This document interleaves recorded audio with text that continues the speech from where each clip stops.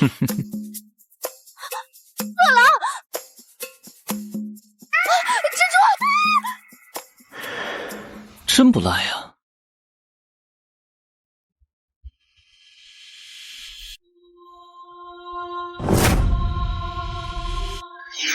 百年一遇，百善归一。今日路过的第100人，若心存善念，便是与我有缘。这不是首富周家的2小姐吗？是那个富可敌国的周家。我姐姐生了重病，谁能救她？只要治好她，便可娶我姐姐为妻，继承周家万亿家业。这可是破天的富贵啊！那周小姐可是大夏第1美人，要是能娶到她，祖坟都冒青烟了。那2小姐你呢？若是有人能救我姐姐，我可以和姐姐一起嫁给他。2小姐，你为了寻访名医，走了3天，脚都磨破了。98、99，就当是行善积德，为我姐姐祈福，只希望老天爷能看到我的诚意。给你了100。你就是第100个。2小姐，住手！你我有缘，说出你的一个梦想，我来帮你。你衣不蔽体，食不果腹，连自己的温饱都成问题，你能帮我什么忙？凡尘俗相皆是皮囊枯槁，你又怎知我掌中不是另有乾坤？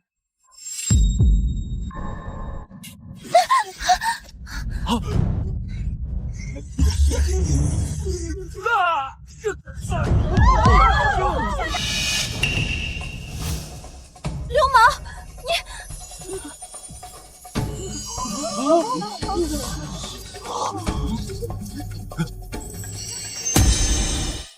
放开2小姐！臭乞丐你！等等，伤口竟然愈合了，一点也不疼了。刚才明明受伤了，太不可思议了。你最近总是半夜惊醒，盗汗不止，食欲全无吧？这你都能看出来？这出神入化的医术，难道他能救我姐姐？大师，求您救救我姐姐！只是如此，我可让你上入9天，成仙问道，也可让你凤临天下，威震一方。这些我都不需要，我只希望我姐姐能好起来。果然是百年一遇，百善归一。也罢，便随你走上一遭，带路吧。欢迎2小姐回家。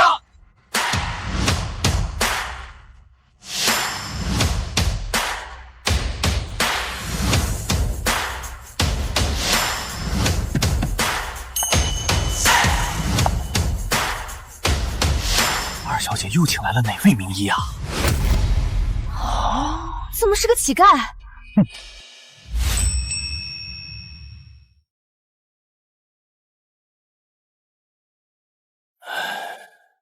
医王，我女儿这病可有法治？我行医数10载，见过无数疑难杂症，自认医术通天。可大小姐这病症，我实在无能为力呀！哼，那是因为你无能吧？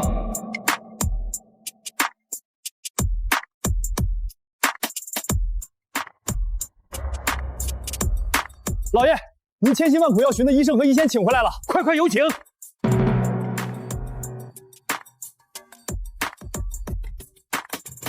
周爷放心，有我在，大小姐就算在鬼门关，我也能给她拉回来。少吹嘘了，一定是我先治好大小姐的病。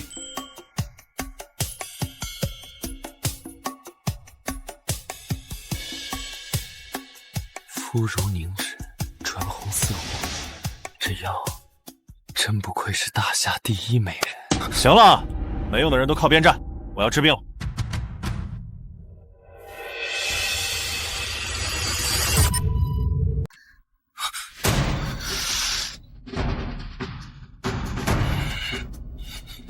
医生，我女儿是什么情况？可有把握？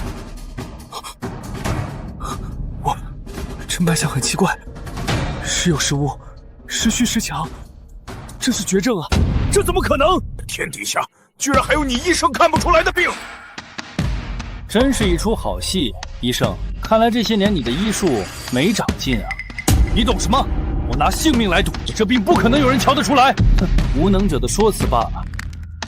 周老爷，榜单上说谁能治好大小姐的病，谁就能娶她，这可当真？不错，只要能治好我女儿，不管她是谁，都可以娶她，并且获得我周家万亿家业。好，师傅，那我就不客气了。大小姐这朵花，我采定了。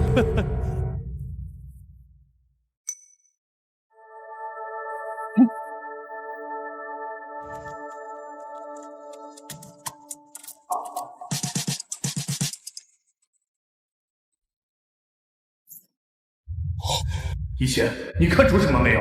看他这一筹莫展的样子，就知道，他根本找不出病因。闻所未闻，见所未见啊！本座穷尽一生绝学，竟然找不出大小姐病症所在。看来医学界又要出现新的难题了。我女儿生得美艳无双，聪明过人，浑身上下挑不出一丝缺点，可偏偏红颜薄命，老天不公啊！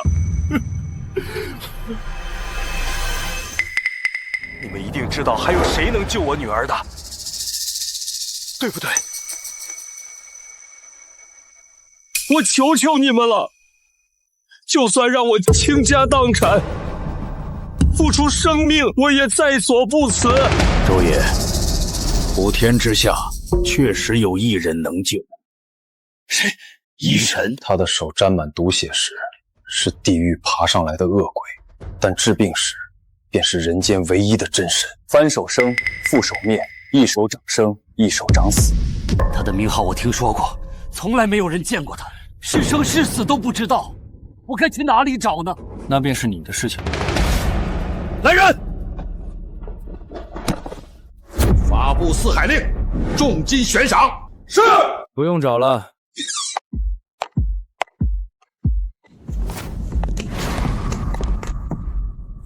让我来。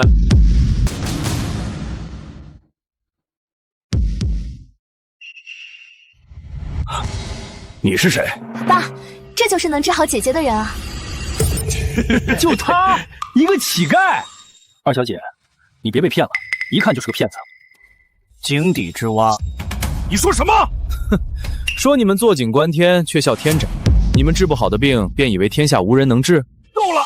别在这装模作样！我乃大夏首富，你到我周家行骗，信不信我把你大卸八块，丢出去喂狗？真是不知天高地厚。敢不把周家放在眼里，就该给他点颜色瞧瞧。来人！敢拿我女儿的病开玩笑，我今天就让你竖着进来，横着出去！动手！住手！爸，以前您经常夸我独具慧眼，今天我就用这双眼睛担保，他真的很厉害。你让他看看姐姐的病吧。二小姐，你是被这个骗子灌了迷魂汤吧？好，我信我女儿一次。你要是治不好我大女儿，我会让你付出恐怖的代价。世人求我治病，向来3叩9拜，恭恭敬敬。你这种态度，我不治了。放心，我欠你一次帮助，要是有什么别的需要，随时找我。拜拜。不要走，大师，我姐姐人美心善，求你救救她吧！只要你救她，我就嫁给你。行，反正要帮你忙，就现在吧。见过骗子，没见过这么煞有介事的骗子，都沦落成乞丐了，可想而知骗术有多拙劣。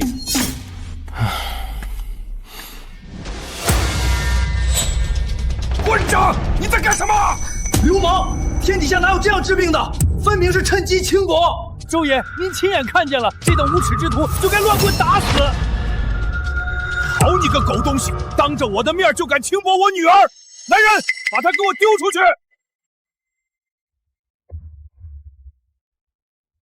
反了你了！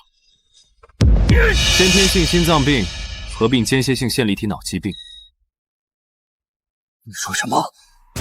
我说，他得的是先天性心脏病，还有脑子有问题。胡说八道！随便看2眼就知道大小姐得什么病，你当自己是神仙？还间歇性线粒体脑疾病，世界上根本没有这种病，编都不会编。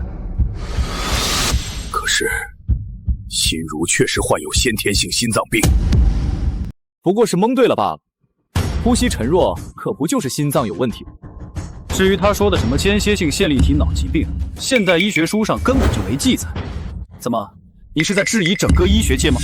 医学界的半壁江山都是我打下来的，这病你们没听过，是因为你们孤陋寡闻。爸，死马当活马医，您就让大师试试吧。好，我就给你一次机会，说吧，你想怎么治？给我准备一口药鼎，架火烧水。笑话，架火烧水，你当是炖汤呢？我行医几十年，头回听说用药鼎煮人的疯子。周爷，您看见了，这哪里是治病，分明是要把大小姐当牲口煮了。再质疑一句，我保证让你跪下磕头。自己扇自己耳光？不可能！你要是有本事让我磕一个看看。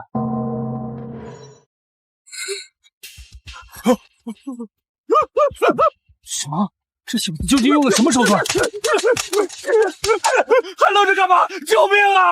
我来。这可是失传已久的绝技，据说能起死回生，针到病除。那是怎样？我这13针，一针定生死，2针回阴阳，3……这怎么可能？好可惜啊！看来你师傅教你的时候偷懒了。你有本事，你救我！光说不练，假把式！哼！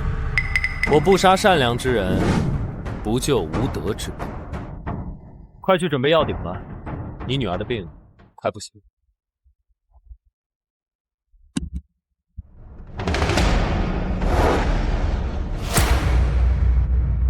去，准备药鼎。是。要是我女儿有一丁点闪失，我拿你试问。没问题，我把命赔给你。吹，继续吹。周爷，此人包藏祸心，千万不可轻信呐！召集府中所有保镖，只要心如少一根头发，我让你插翅难逃，死10000次！老爷，都准备好了。你要干什么？我做事，你不需要质疑。他的命，我护着，你怕什么？好强的气势，他到底是什么来头？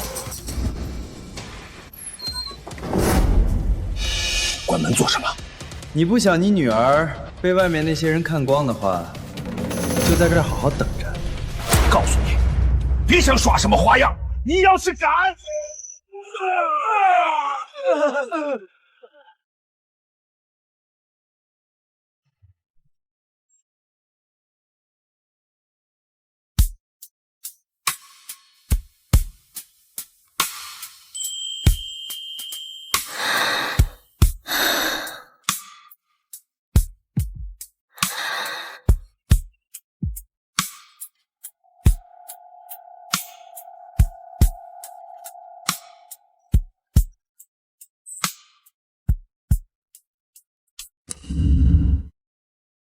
……When the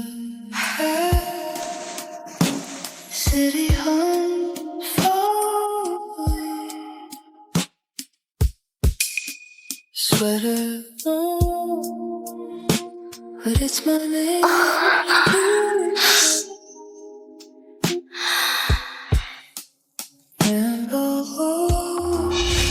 周老爷，什么拿药鼎治病，根本就是噱头。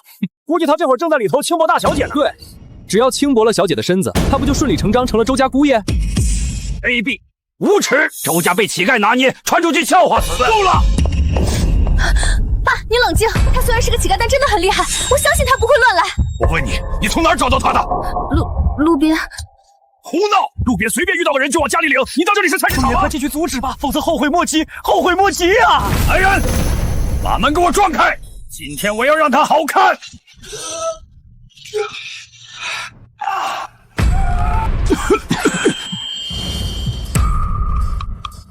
畜生！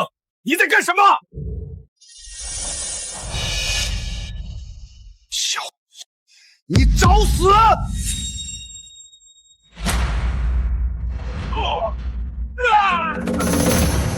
来人，给我诛杀这个恶贼！上！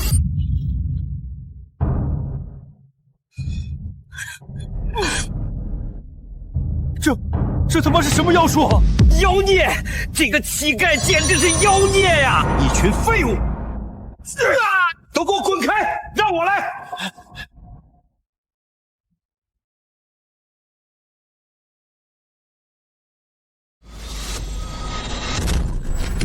连周爷都打不过，完了！大小姐的清白全毁了！给我传四大天王！今天就算拼了我这条老命，我也要把这个妖孽碎尸万段！天地玄宗，万气本根，阴阳相济，乾坤轮转。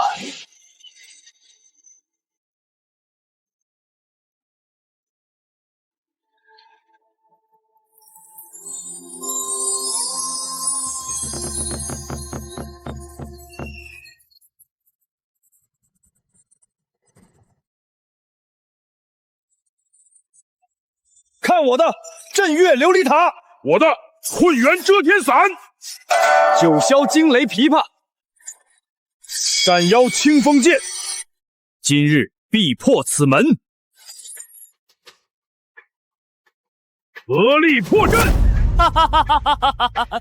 四大天王来了，这回乞丐死定了！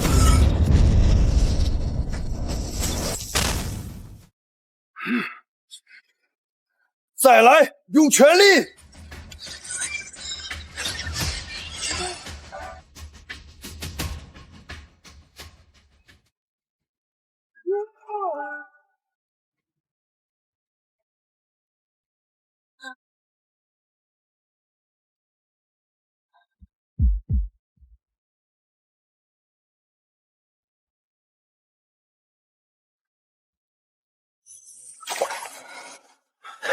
打不过，走！宝塔竟然碎了，这怎么可能？就这么一扇门，四大天王居然都破不了！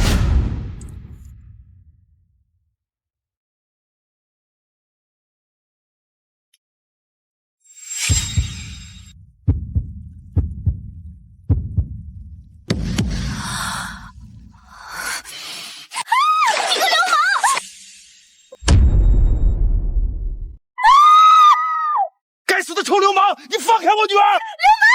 我衣服呢？你本来就穿着这个。你还看？我打死你！打死你！哎，你现在身体还很虚弱，不能太冲动，不然容易晕。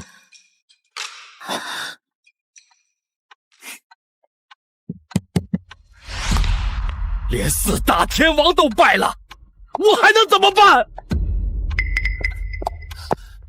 周爷莫慌，咱们可以上报治安所。再不行就动用枪炮，我就不信那乞丐再强，还能抵得过炮弹。坦克、大炮一起上，轰也要把他轰成渣。二小子，你太冲动了，怎么能把这种危险人物带回家了？你这个丫头，真是好心办坏事。不对啊，爸，刚刚姐姐说话了。当然了，要不是听到你姐姐的呼喊，我能这么着急吗？可是爸，姐姐之前都昏迷不醒，她怎么会出生呢？是不是已经被那个乞丐治好了？是啊，我怎么没想到？可是那他们怎么还不出来？周爷，您被耍了。有一种秘法，只要触碰人体特定关节，就能让人短暂发出声音，这根本不是什么治病。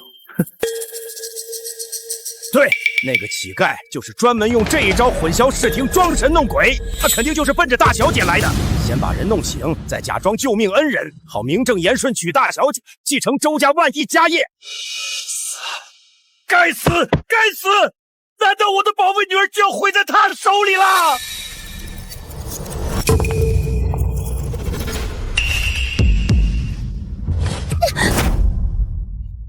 立马通知安保局过来抓人！再传我命令，让所有保镖把院子围住，一只苍蝇都不许放过来！是。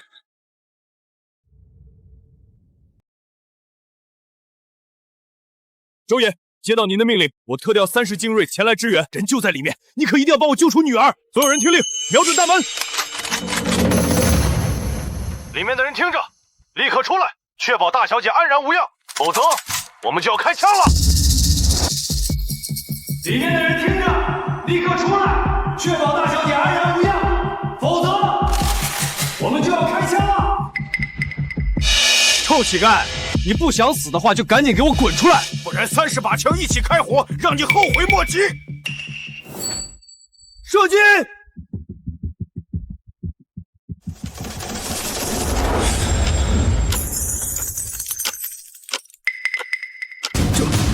这怎么可能？30把枪都打不穿一扇门，这还是不是人了？简直就是怪物啊！那怎么办？我女儿还在里面。不用麻烦了。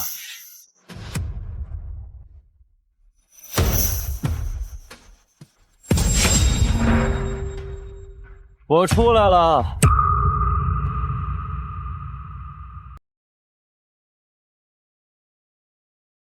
恶鬼出来了，快把他给我拿下！且慢！你个丧心病狂的畜生！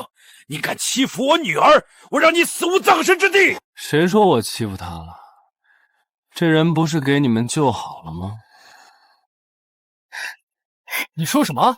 你已经把大小姐给治好了，还在这儿忽悠呢？忽不忽悠，你们自己把脉就是了。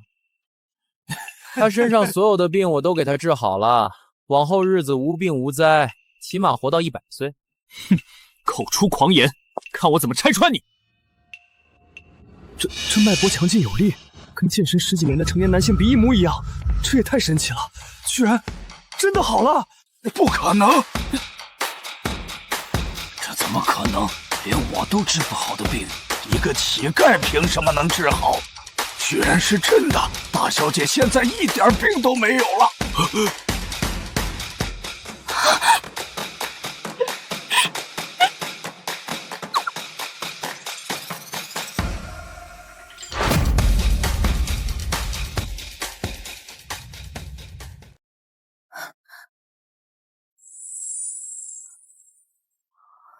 爸，你看姐姐面色是不是红润了许多？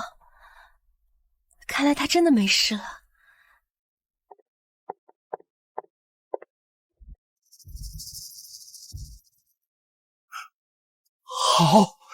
好，我就知道我女儿福大命大，命不该绝。你是怎么做到的？放眼亚夏，医术能在我和医王之上的，只有传说中那位神秘莫测的医神。难道你是医神前辈？这怎么可能？传闻中医神活死人肉白骨，一针定生死，两手转乾坤。可医神怎么会是这么年轻的乞丐？你莫非是医神的传人？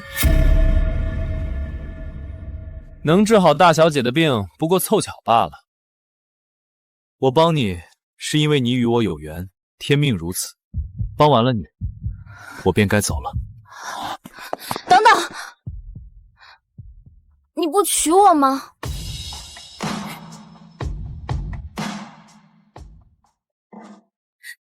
你的意思是要嫁给我？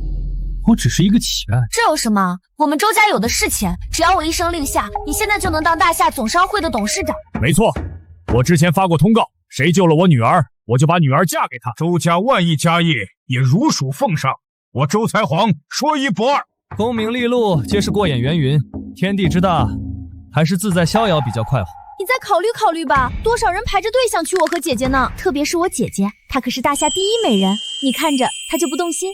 哈哈，罢了罢了，事了拂衣去，深藏功与名。哼，装什么闲云野鹤，有钱不赚，真是傻子。我看他治病啊，肯定是侥幸，怎么能跟我们相比？住口！两个骗子，治不好我女儿还有脸说3道4，滚！真是高风亮节，佳佳，你调查一下他。爸，这是为什么？他弄的这扇门连子弹都打不破，这么厉害，绝对是隐士高人。流氓，你别碰我！流氓，你别碰我！姐，你可算醒了，你已经没事了。佳佳，刚刚那个乞丐把你的病全治好了。看来是我误会他了，原来他是在帮我治病。那他人呢？人刚走，拦都拦不住。那怎么行？他看光了我的身子，又救了我的命，难道他不想娶我吗？哈哈哈！好，这些年爸给你镶了那么多青年才俊，你都看不上，现在可算有中意的了。爸，你把他的资料给我吧，我要去找他。好。孟瑶已经好几天没给我打电话了，应该是工作太忙吧。之前听他说，那个对他挺不错的老板，公司运营遇到点困难，他那么要强，肯定也跟着着急。是我，准备一份100亿合约给赵氏集团的赵天宇和柳梦瑶。有了龙殿的支撑，他们公司的运营就不会有问题了，梦瑶也能更轻松些。这是退婚书，我要退婚！梦瑶，你说什么？阿姨，白衣一个臭乞丐，配不上我，这才是我的男朋友，赵氏集团总裁赵天宇。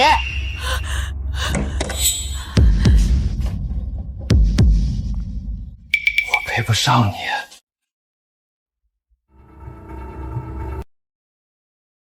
哟，你回来了，正好，赶紧把这退婚签了，我还赶着和天宇哥结婚呢。瑶瑶，当初白衣打工供你上学，这婚约怎么能说退就退？那是你们自愿的，现在他一个臭乞丐，让我嫁给他，我不要脸吗？天宇哥可是赵氏集团总裁，马上还要和龙殿集团签约。龙殿集团那可是全国大名鼎鼎的财团，跟着天宇哥，我才有前途。我真没想到，原来你这么贪慕虚荣。死穷鬼，你还有脸怪孟瑶贪慕虚荣？那明明是你自己没本事。孟瑶啊，小姨是没多少钱，可是你们从小青梅竹马。你爸爸当年离家出走后，我一直把你当亲女儿对待，你怎么能羞辱我？过好日子有什么错？要怪就怪你儿子自己没本事，是个废物。哼，不错，垃圾就是垃圾，还想跟我抢女人，配吗？垃圾。赵天宇，你以为攀上龙殿集团就了不起吗？你什么意思？你知不知道龙殿集团的合约是我给的？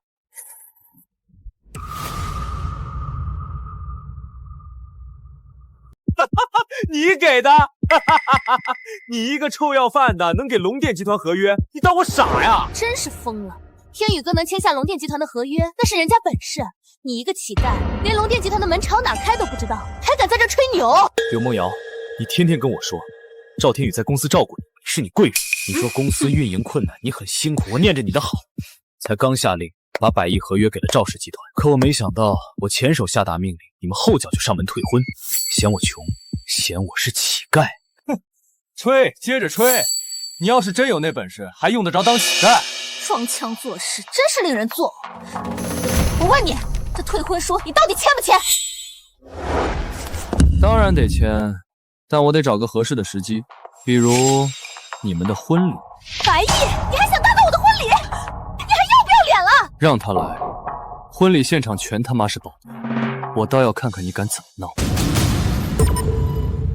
就怕到时候我那些保镖会把你按在地上，跪着祝我和孟瑶白头到老，早生贵子啊！瑶瑶，你别走，你再给白毅一次机会。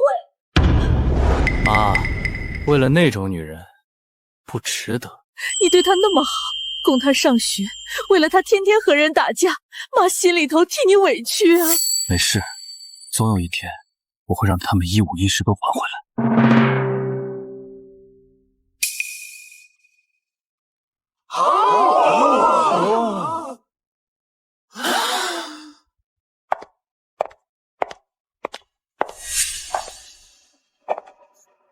天哪，新娘子可真漂亮！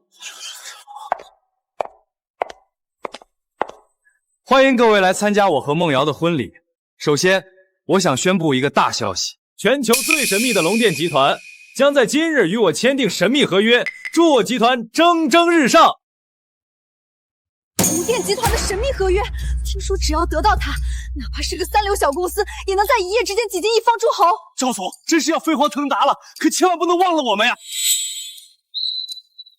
赵总和柳小姐真是天生一对，亲一个，亲什么亲？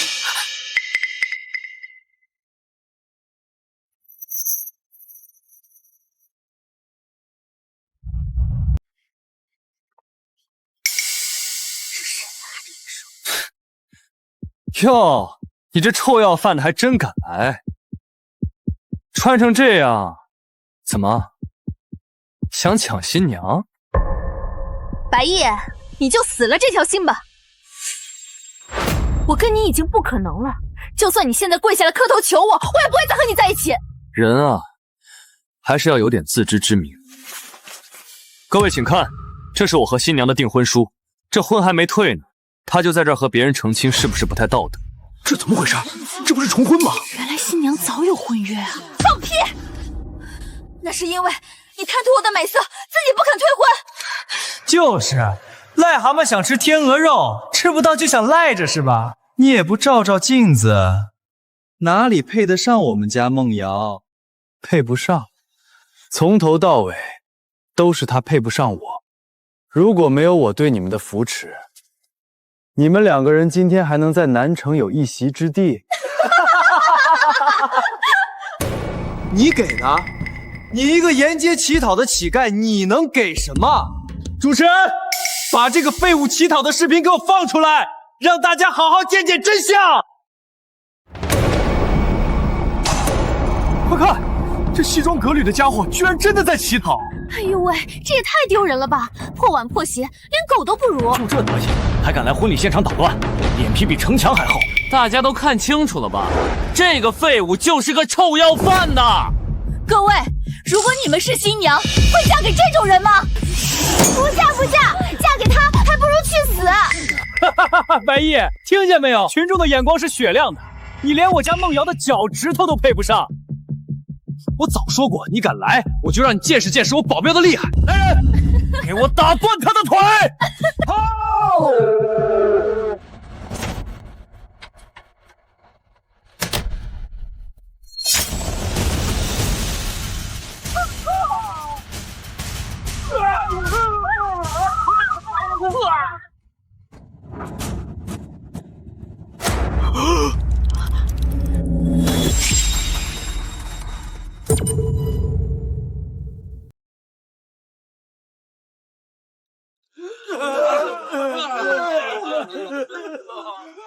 废物！一群废物！你们干什么吃的？你别得意，我这个人不喜欢废话，给你们一个机会，跪下道歉，否则后果不是你们能承受的。哼，你以为打败几个保镖就了不起了？外面我的人已经把这里围了。是吗？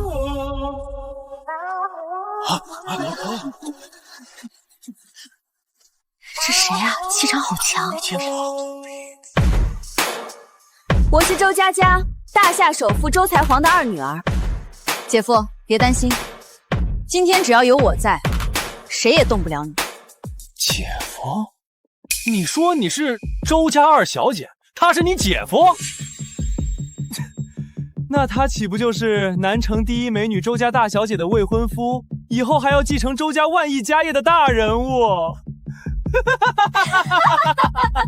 白夜，你从哪儿找的演员？台词挺溜啊！还装周家二小姐，看上去这么寒酸，你也配？你没听说过吗？有钱人家的大小姐都喜欢过点低调的日子。行了行了，别装了。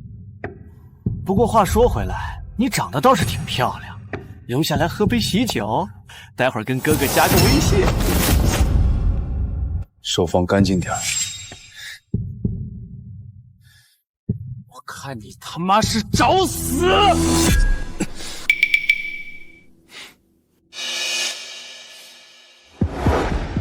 你可别忘了，老子手里可有龙殿集团的100亿合同，你算个什么东西？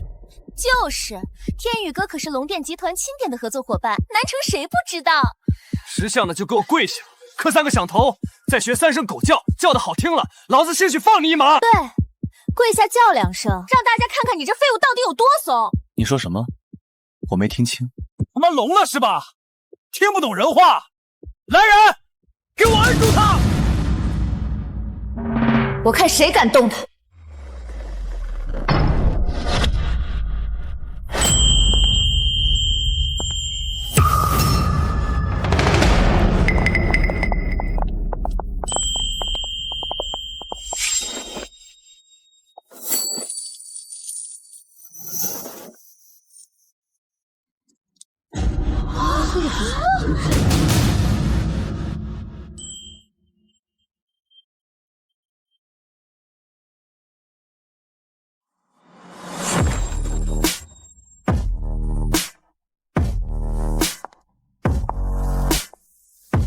哟，这是哪来的美人啊？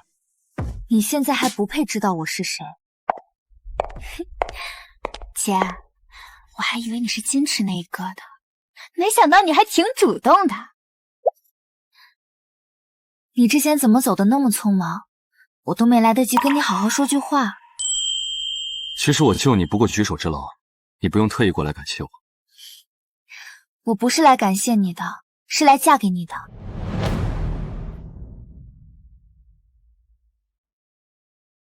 把我的礼物都拿上来。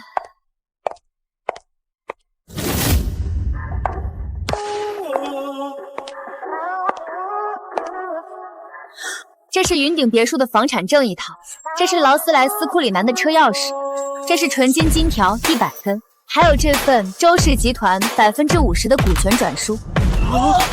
天哪！云顶别墅，那可是南城最贵的楼盘，有钱都买不到。劳斯莱斯库里南，一台就要上千万，50的股份，这也太豪气了。从今天开始，这些都是你的了。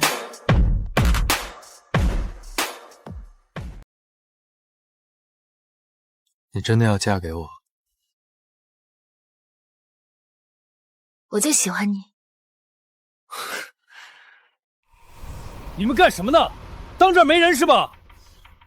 哼，拿着一堆假货在这装模作样，真以为自己是富二代了？天宇哥，你的意思是这些东西假的？当然。如果她是大夏首富周才皇的大小姐，追求者无数，会看上一个臭要饭的？这分明就是这个乞丐故意找人做的骗局，想在我婚礼上装大尾巴狼。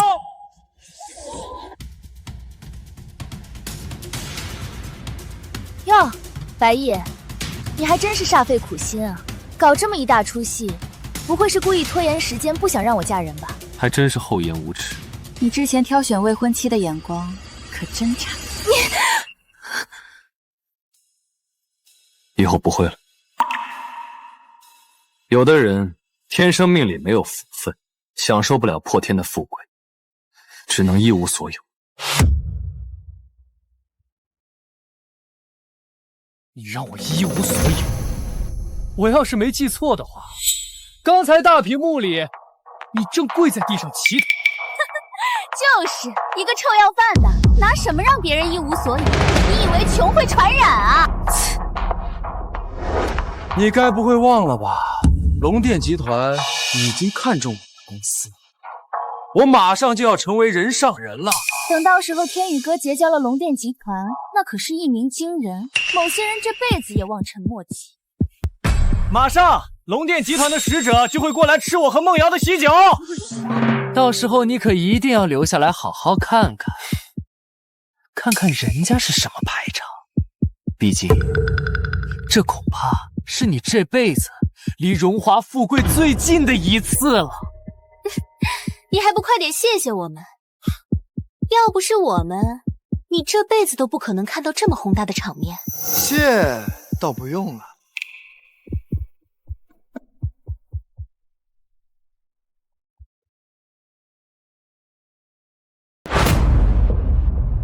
你这是什么意思？让你给我擦鞋呀！听不懂人话。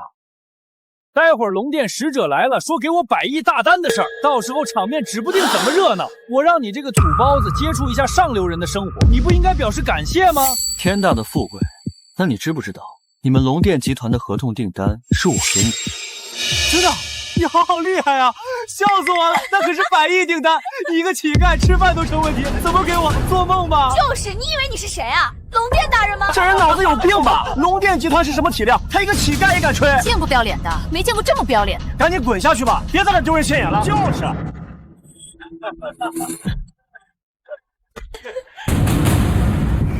都给我安静！我就是龙殿大人。什么？疯了！真是疯了！哼，连龙殿大人都敢冒充，待会儿龙殿特使来了，我看你怎么死！天宇哥，龙殿大人的名讳可不是能随便冒充的，会惹大祸的。说那么小声干什么？你大点声，让他别冒充！听见没有？你这个臭要饭的，连龙殿大人脚底板的泥都不如，还敢在这装神弄鬼，也不撒泡尿照照自己什么德行！找死！你敢打我？你找死！梦梦，你没事吧？王八蛋，你死定了！来人，给我去报官！对，照治安所，这可是江城我的地盘，怎么容得你们2个撒野？你们等着，等治安官一来，一定把你们抓到所里去严刑拷打，让你们生不如死。好，我就在这里等着，让你们知道自己的狗眼是怎么瞎的。白衣，你真是不见棺材不落泪，我倒要看看谁能护着你。你别担心，有我在，绝对护你周全。是啊，姐夫，你放心吧。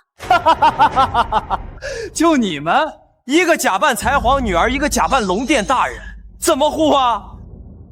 我记得律法规定，若是随意冒充别人身份，最后的下场斩立决。你们完蛋了！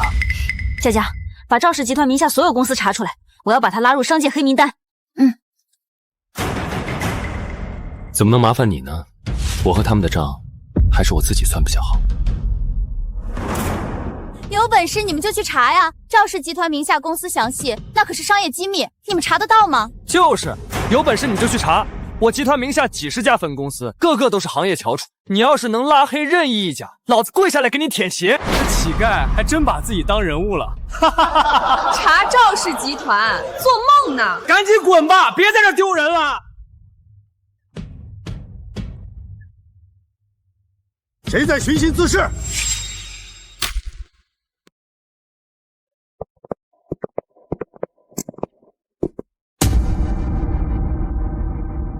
刘梦瑶，你报警说这里有人寻衅滋事，怎么回事？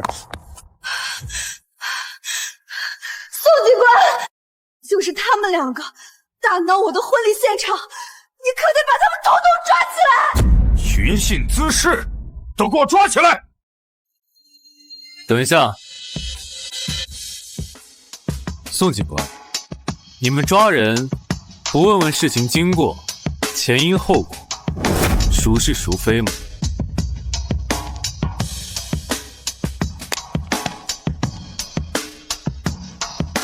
订婚书，白毅与柳梦瑶。没错，这个女人就是柳梦瑶。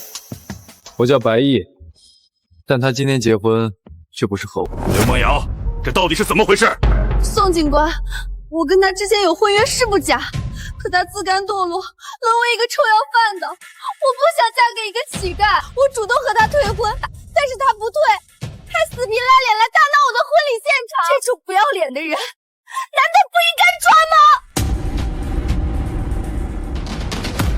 是啊，宋警官，他就是个舔狗，偷偷对梦瑶爱得死去活来，可梦瑶连正眼都不瞧他一下。放肆！你敢说我看中的男人是个舔狗？你又是谁？这是我姐姐，她是大夏首富周才皇的大女儿。周大小姐，那你是周二小姐？装什么呀，宋警官？他们两个就是骗子。就是，队长，你觉得才皇家的千金大小姐能看得上白毅这个臭乞丐？这不活见鬼吗？还有这个疯子，刚才还敢冒充龙殿大人！什么？你居然敢冒充龙殿大人！来人呐，把他给我抓起来！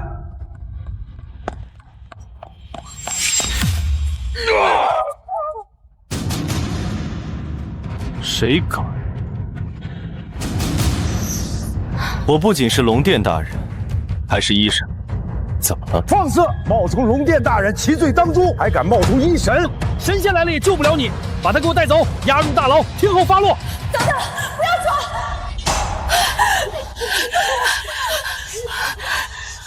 瑶瑶，你和小姨从小青梅竹马，关系那么好，你不是一直都很希望嫁给白毅吗？你怎么能这么对他？我心心念念想要嫁给他，他也配。你儿子现在就是个臭乞丐。小时候我不懂事儿，犯傻觉得他人不错，但我现在不这么想了。白毅，你也不撒泡尿照照自己的样子，你哪里比得上天宇哥？就是，居然为了挽回女人，冒充自己是龙殿大人，简直是厚颜无耻！儿子，你疯了！龙殿是什么人？那也是你能冒充的，你个傻孩子啊！白毅，这可不是闹着玩的，冒充龙殿大人会杀头的，你可不能犯糊涂啊！行了，事已至此，你跟我们走一趟吧。不行，我儿子不能抓。宋警官，我儿子白毅他很善良的，他是个乖孩子，特别孝顺，他怎么可能犯罪呢？是啊，宋警官。我家孩子上大学的费用都是白毅给的，他心肠好得很啊。白毅经常做慈善活动，帮助过好多人，求您明察，他绝对不是坏人。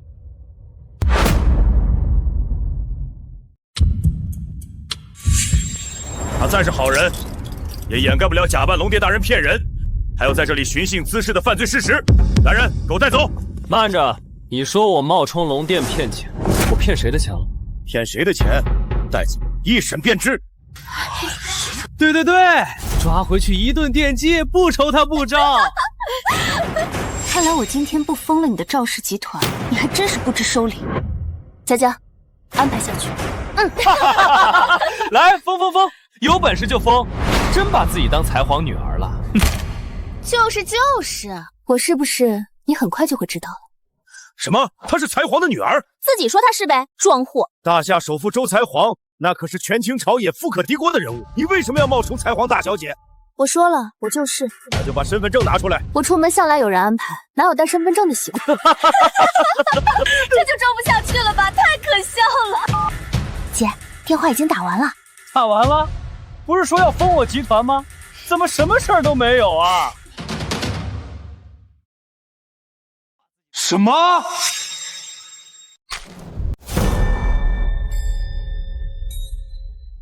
刚刚商会会长给我打电话说，商会要封杀我赵氏集团。什么？难道她真的是才皇大小姐？才皇大小姐居然真的来我们疆场了，这可是天大的荣幸啊！不可能，真正的才皇大小姐怎么可能会嫁一个臭乞丐？我知道了，你这个女人肯定是傍了个有钱的老头，你仗着自己有几分姿色，勾引人家，出卖身体换来的荣华富贵吧。像你这种贱人，我见多了。白毅，你看你现在堕落成什么样了？也就这种女人配得上你了。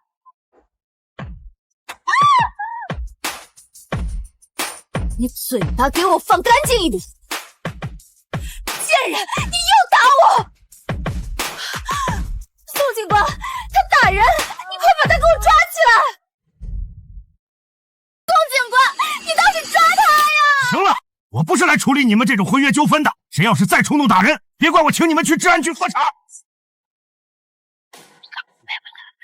周小姐，你糊涂啊！你跟这个臭乞丐在一起，他能给你什么？就是你想包养小白脸，也别自甘堕落，选一个乞丐呀！不如咱们联手，只要你站在我们这边，我可以把赵氏集团的股份分你3成，不5成。对对对，你跟天宇哥合作，你可要想清楚了，别为了一个乞丐毁了自己的前程。区区赵氏集团，你觉得能贿赂得了大夏首富的千金大小姐？而且我对白毅可是真心的。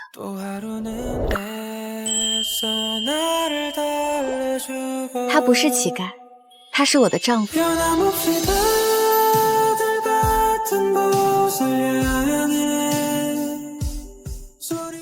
你身份这么尊贵，为了我这种无名小卒，至于吗？至于，我这条命都是你救的。你放心，今天我一定替你出这口恶气，绝对不会让别人欺负你。既然你真心待我，我会让你变成这个世界上最耀眼、最幸福的女人。帮我准备聘礼，以最高规格的礼单，现在就要。聘礼？你个臭乞丐，拿什么准备聘礼？就是，这些聘礼你弄得起吗？别到时候拿一堆假货出来丢人现眼。儿子，咱家没什么钱，你拿什么送人啊？没事妈，我都准备好了。你们等着瞧吧，我姐夫说到做到。哟，还说到做到呢。一个要饭的能拿出什么聘礼？该不会是破碗破鞋吧？行啊，我们就在这儿等着。要是拿不出像样的聘礼，你们今天就别想走出这个门。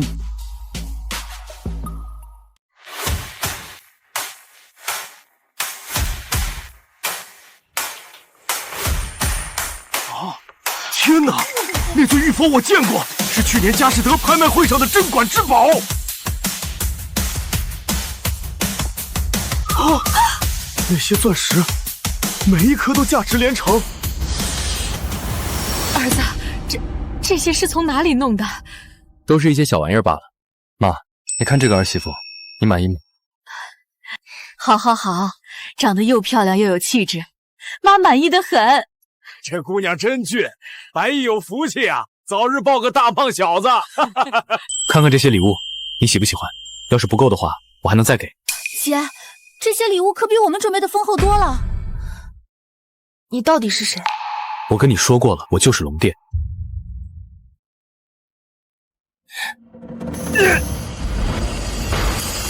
他妈的，拿个假货又来骗我是吧？你以为弄一堆玻璃石头就能糊弄人？老子见多了。你慢慢摔，想摔多少就摔多少，不过摔了多少，你就得给我赔回来。你这些东西一看就是假的，还想让老子赔钱？做梦！天宇哥，我怎么看着这么真啊？你傻呀！堂堂的龙殿殿下，身份何等尊贵，怎么可能会去当一个万人唾弃的乞丐？那是因为功名利禄、金银财宝对我来说已经毫无意义，与其被俗物缠身，不如不以草鞋，逍遥天地之间。行，你就死活不承认是吗？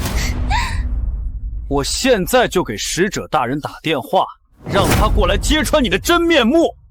对，赶紧给使者大人打电话，扰乱婚礼，把他们碎尸万段。就是让他们滚，让他们死。喂，使者大人，对，是我，您什么时候到？好。白毅，使者大人马上就来，你马上就要完蛋了。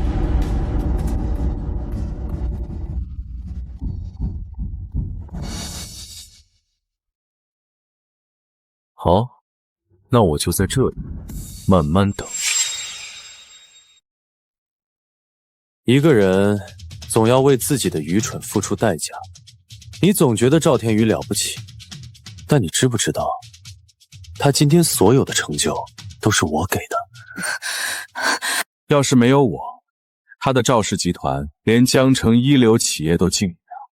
嘿，你恶不恶心？你扶持我，你凭什么扶持我？就是，还打着我的旗号为自己贴金，把别人的功劳揽在你自己身上，你脸怎么这么大？一群蠢货！我还可以告诉你，我不仅是龙殿，我还是医神。姐，姐夫，你可别唬我们！医生可是在场所有人奉若神明的大人物。好啊，还敢冒充医神，打死他！就是打死这个骗子！侮辱医神，罪该万死！儿子，你又胡说，赶紧给大家伙道歉！要是被医生大人知道了，那可不得了！都给我住手！你们干嘛呢？都给我退后！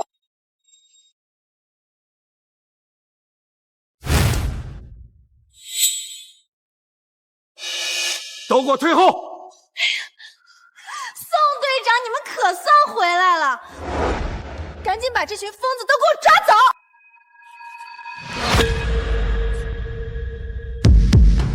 卑职宋远朝，江城治安大队队长。先前不知周大小姐身份，多有冒犯，还请大小姐恕罪。宋队长，你脑子糊涂了吧？你凭什么跟这个贱人这么恭敬？你给我住口！这是上级给我发的周大小姐的照片。你居然真的是周大小姐！完了完了，我刚才居然得罪了她，这可怎么办啊？哼，现在你知道自己闯大祸了，要是还想活命，就好好道歉。你怕什么？你背后有我，老子背后可是龙殿集团。你说龙殿集团要和你们签订合约，这个谎可说不得，不然我可得请你们去牢里坐一坐。宋队长，这种玩笑我们哪里敢开啊？使者大人马上就要来了，你很快就会知道，我可是龙殿集团的座上宾，了不起的大人物。使者大人到！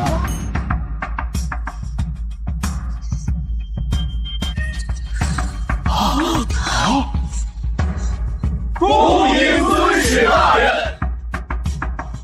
你们两个好大的胆子，见到本使居然不下跪！不用跪。使者大人，他们是故意不把咱龙殿放在眼里，您可得好好教训听他们。咱龙殿，你是谁？小人是赵天宇，赵氏集团的董事长。原来你就是赵天宇，那谁是柳梦瑶？使者大人，就是我。原来就是你们两个，你们可真是上辈子修来的好福气。龙殿集团特意派我来给你们送1000亿合约。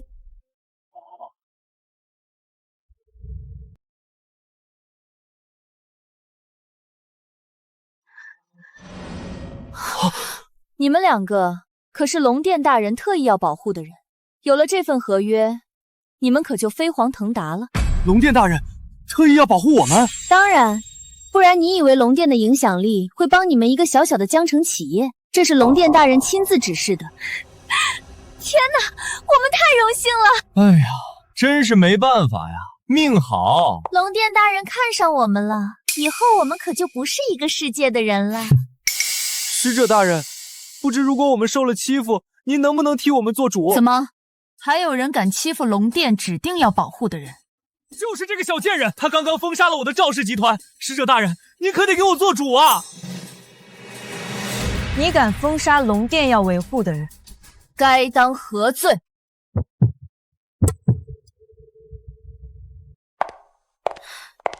使者大人，我们周家绝不是要和龙殿作对，只是他们太无耻了。无耻？什么意思？这两个人，一个是白毅的未婚妻，一个是他的上司，他们背着白毅苟合在一起，不仁不义。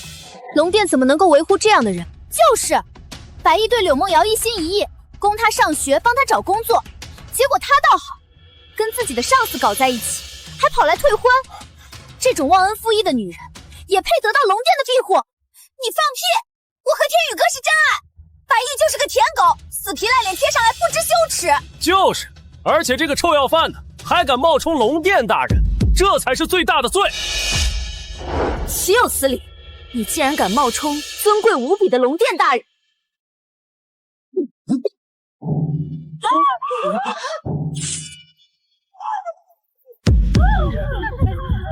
说吧，你想怎么死？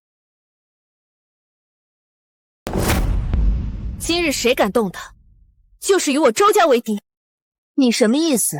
想以周家的身份向龙殿宣战？不错，我周家虽比不上龙殿，但拼死一搏也未尝不可。他是我想守护的人，你敢动他，我以命相搏。没错。好，等我们把合约签完，立马向龙殿请示，踏灭你周家，让你见识见识什么叫做强者进犯。对，使者大人，赶紧签合约吧，签完我这心就踏实了。来人，上合约。不用忙活了，因为你们品行低劣，合约取消了。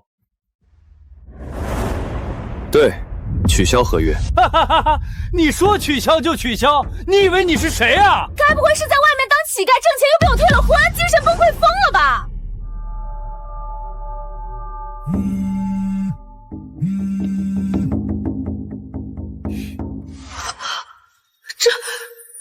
这怎么可能？特使大人，这是为什么？好，我明白了。使者大人，这是怎么了？刚刚接到集团特使电话，他说合约取消了。啊？什么？签不了了？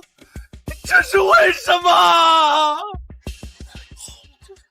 不清楚，但特使说这是总部命令。不会是他吧？可他明明就是个乞丐，怎么可能会是如太阳般耀眼的龙殿大人？我跟你们玩够了，该收尾了。1分钟之内，我要让赵氏集团在商界出名。够了！你他妈还想装神弄鬼到什么时候？你真以为你一个电话就能让我的亿万集团瞬间覆灭？可能吧，不妨拭目以待。天宇哥，让他装，要是装不下去，我就弄死他。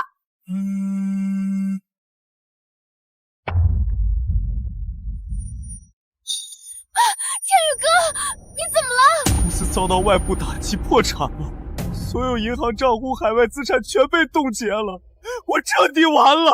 是你搞的鬼！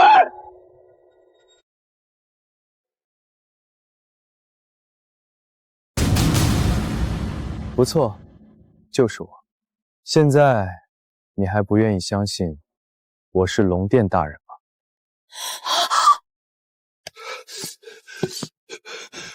不可能！使者大人，你一定见过龙殿吧？龙殿怎么可能会是他这样的乞丐？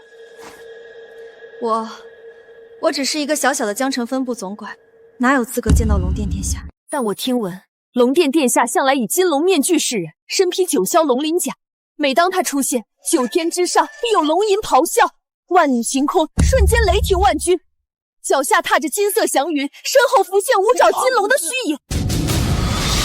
不错，我也听说过，龙殿大人一出场，天地变色，万兽臣服。对，我听说龙殿大人的境界早已超越凡人，直通神明，常人根本不可能见到他。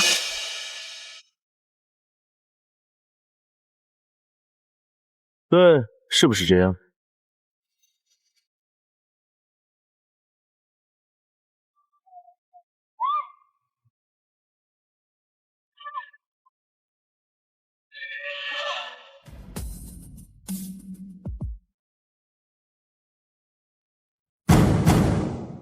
天哪，他竟然真的是龙殿大人！龙殿大人怎么会成为一个乞丐？龙殿大人万岁！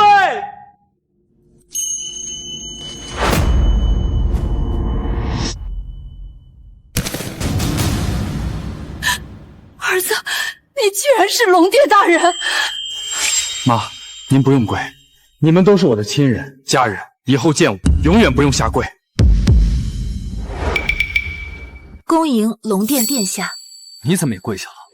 快起来！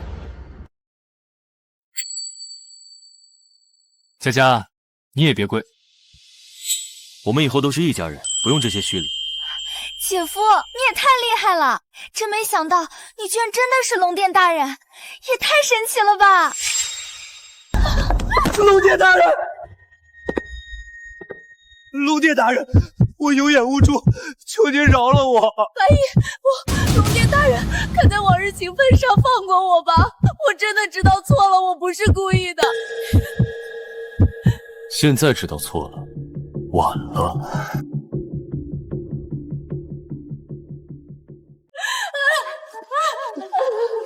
龙殿大人，您不能这样对我们，我们真的不知道您的身份啊！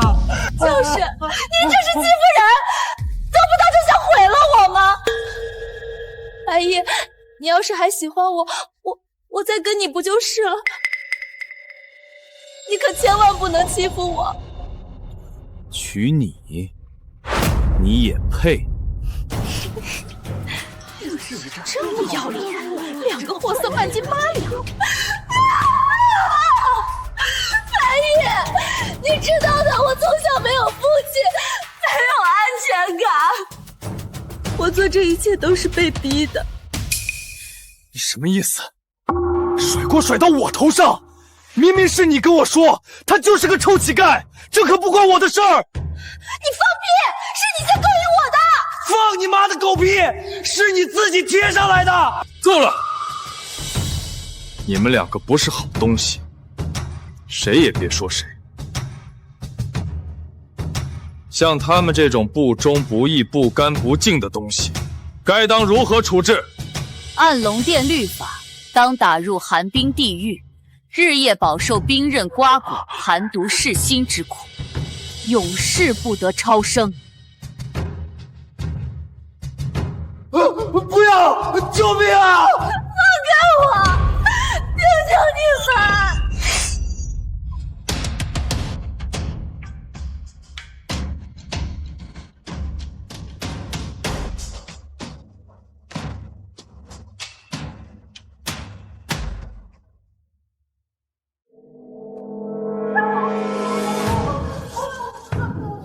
我看谁敢动我女儿！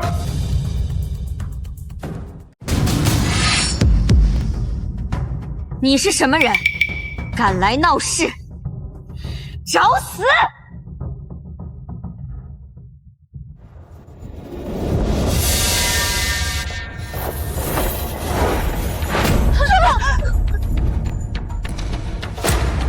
你算个什么东西？也配这么跟我说话？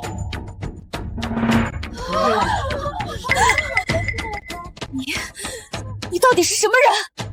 竟敢触犯龙殿集团，打伤龙殿下属！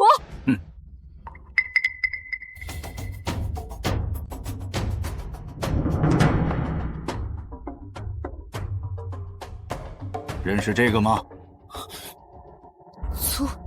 祖龙令，你是龙祖亲传弟子，龙殿集团的幕后掌控者。身为集团使者，既识我令，又知我身份，还不下跪？参见尊上。我师父的祖龙令怎么会在你这里？小子，你应该唤我一声师叔。师父收的第一个徒弟就是我。20年前，我随师父上青城闭关修炼，他才把龙殿集团交给你代管。如今我回来了，你该让位了。你说什么？我的意思就是让你滚。而且你欺负我女儿，得给我个交代。你女儿，你是流过海。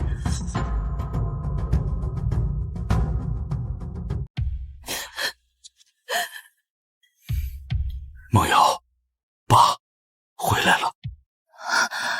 爸，你真的是我爸？是我。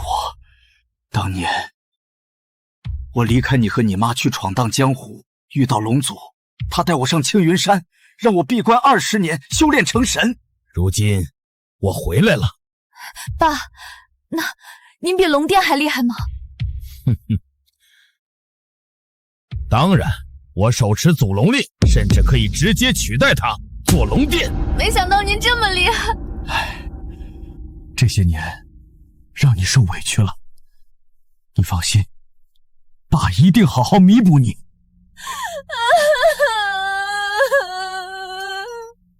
爸，那你现在就可以替我做主，帮我收拾白衣。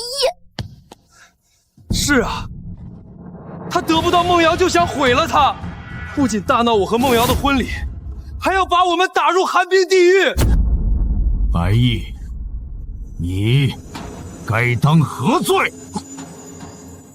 赶紧跪下磕头道歉！让我交代，我持祖龙令高你一等，你却欺负我女儿，难道不该给个交代？你只知道我欺压她，但你知道我为什么欺压她？为何？你离家20年，他们母女相依为命，家中清贫，是我们家帮他们交房租、买米面。他上大学的学费也都是我打工挣来的。我继承龙殿之位后，听说他工作不易，就给了赵天宇集团100亿大单。可他呢，背着我跟赵天宇勾搭成奸，还当众羞辱我，嘲笑我是乞丐。你说，我该不该教他怎么做人？梦瑶，他说的可是真的？爸，你别听他胡说，我那是为了柳家的门楣。他一直缠着我，死皮赖脸，算什么东西？他自己没本事，混成乞丐，还怪我。就他这副德行，也配娶我？听见没有？你自己没本事还怪女人，要不要脸？一点格局都没有。我没格局，我要是没格局，你们还能站在这里跟我说话？放肆！我现在就以祖龙令为尊，废了你龙殿之位，免为庶人。没想到吧，白毅，我有一个更厉害的爸。哼，你继续嚣张啊！就算你是龙殿又能怎么样？叔叔照样能废了你。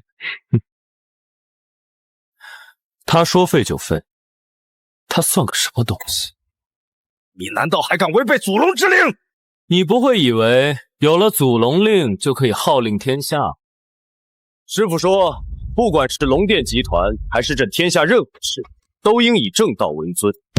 你虽手持祖龙令，却行卑鄙之事，纵容女儿背信弃义，欺辱忠良。我当以天下正道，替天行道。现在你还有机会，把女儿送去极寒地狱灭，否则你们可承担不起后果。放肆！你竟敢违背祖龙令！来人！在！此人违背祖龙令，给我拿下，处以极刑，送去极寒地狱。放肆！我看谁敢动我丈夫，谁敢动我姐，便是与整个周家为敌。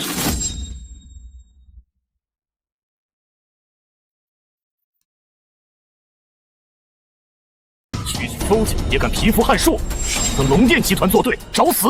不要，刘阔海，我们可是照顾了梦瑶20年啊！若是没有我们，他都活不到这么大，你不得不念恩情啊！那又如何？我有权有势，想怎么办就怎么办。跟我讲道理，你觉得我会听吗？就是，爸，别听他啰嗦。不过石渊啊，这么多年没见，你倒是风韵犹存啊！你怎么这样？哼，装什么清高？你要是能陪我睡一觉，我就放了你儿子，不然我就让他死在你面前。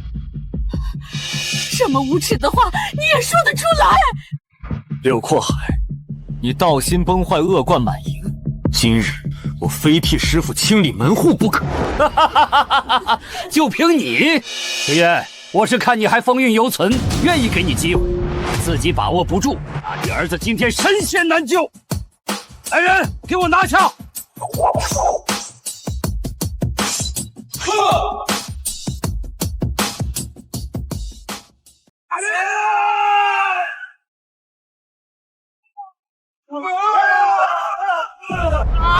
好痛！我的手，我的身体。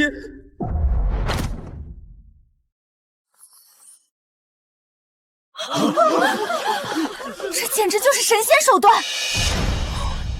这是毒！你这个卑鄙小人，居然敢用毒！对付卑鄙小人，就得用卑鄙之术。师父从未教过下毒之术，你是如何会的？我如何会的，那就是另外一个故事了。别婆婆妈妈，赶紧说！其实我有很多身份：乞丐、农民、商人、保镖、杀手，龙殿不是最强的那一个。我还有一个更强的身份，医神。医神，就是那个全世界顶级财团、各国首脑都奉为神明的医神大人。听说医神能骑死人肉白骨，连大国元首见了他都要行跪拜大礼。哼，没错，就是我。这个世界上，再有钱的人也会生病，而我以救死扶伤、超凡绝技，替他们治疗疾病，减轻痛苦，甚至延续生命。世上最有权势的人，都奉我为神明。不是因为我强，而是因为我在给予，我在恩赐。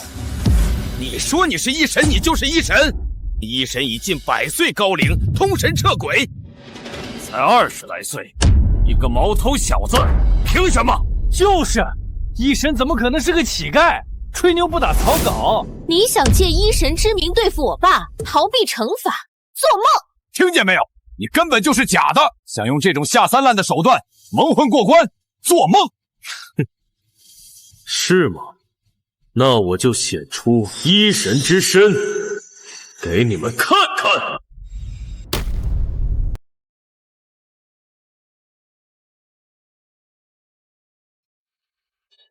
天哪，居然真的是医神大人！就是他，当年给我家女儿看病的医生，他就是这个模样，我死也不会认错。医神大人显灵了，我们有眼无珠啊！各位被医神救助过的人，你们所见的是不是这副面孔？是，就是他，医神大人。穿身衣服戴个面具就想冒充医神，也就骗骗乡下人罢了。不见棺材不落泪。天下人传闻医神医术通神，武道通天，但那也只是传说罢了。究竟如何，还要以眼见为实。好啊，那我今日就让你看看，就看你能不能承受得住。雕虫小技。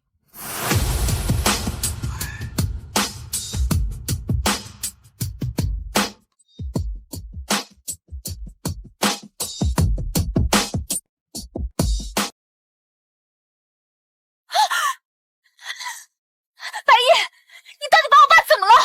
恶人自有天收。不，我收。他已被我废了修为，从此痴傻一生，再不能作恶。你赶紧救我爸！他要是出事，我跟跟我没完，算个什么东西？从你背信弃义、自甘堕落的那一刻起，你的命运就已覆水难收，再无以后了。你本可以守住初心，那你便是高贵的龙殿之妻、医神之妻。可你偏偏选择做一条狗，让自己沦为笑柄。白夜，你害我父亲毁我人生，我不会放过你的！你作恶多端，冥顽不灵，看来不给你点教训，你永远不知道自己错在哪里。知道我这双手的含义吗？这是左手，也叫惩恶之手，善于用毒施法，可让人生不如死。这是右手，也叫扬善之手，善于救人保命。既然你冥顽不灵，那还是做个傻子，对这个世界安全一些。